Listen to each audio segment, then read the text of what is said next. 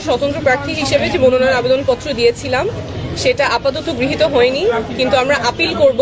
Appeal করার প্রক্রিয়া আমরা ইতিমধ্যেই শুরু করেছি। কারণ হিসেবে যেটা নির্বাচন কমিশন বলেছে, আপনারা জানেন যে স্বতন্ত্র প্রার্থীর জন্য বিধি অনুযায়ী 1% ভোটারের স্বাক্ষর নিতে হয়। সেই 1% ভোটারের সংখ্যা যা হয় তার চেয়ে আমরা বেশি স্বাক্ষর সাবমিট করেছি, প্রায় 200-র মতো বেশি ছিল। সেখান থেকে ওনারা দৈব চয়নের মাধ্যমে 10 জনের ভেরিফিকেশন করতে গিয়েছেন, সত্যতা যাচাই করতে গিয়েছেন। সেখানে 8 জনের ওনারা তথ্য সঠিক পেয়েছেন।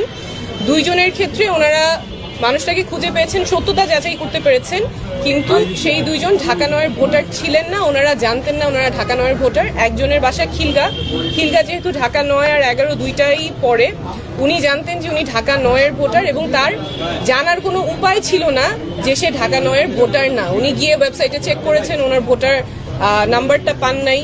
এনআইডি যেটা ছিল উনি জানতেন উনি ঢাকা 9-এর ভোটার, সেভাবে তিনি স্বাক্ষর করেছেন। আরেকজন যার ব্যতিক্রমে এসেছে, তার কাছেও যে হার্ড কপি আছে এনআইডির, সেই এনআইডির ঠিকানা অনুযায়ী উনিও ঢাকা 9-এর ভোটার, কিন্তু নির্বাচন কমিশনের কাছে তথ্য আছে যে তিনি ঢাকা 9-এর ভোটার না, সেটাও তার জানার কোনো উপায় ছিল না। তো যেই 2 জনের কথা ওনারা বলেছেন যাদের সত্যতা পেয়েছেন কিন্তু ঢাকা 9-এর ভোটার না, এই 2 জনের ক্ষেত্রেই তাদের জানার কোনো উপায় ছিল না যে তারা কোন এলাকার ভোটার এবং ঢাকা 9-এর ভোটার না। ওনারা জানতেন যে ওনারা ঢাকা 9-এর ভোটার, সেই অনুযায়ী ওনারা স্বাক্ষর দিয়েছেন এবং নির্বাচন কমিশন কোনো উপায় রাখে নাই ভোটারদের জানার জন্য যে তারা কোন আসনের ভোটার কিংবা ভোটার নাম্বার কত।